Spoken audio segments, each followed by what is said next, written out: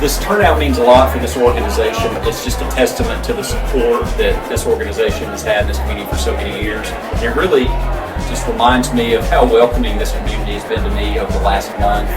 They've really rolled out the red carpet, and so many people have opened their doors for me into their business and talked to them about the community. So today's a really special day for our organization, and it's a great way for me to start my tenure here as president and CEO. In addition to the great people in Bowling Green, it's really just the quality of life. You've got great food, you've got great shopping, you've got great places to live, great places to worship. I mean, this community really does have it all, and I'm just excited to be a part of it.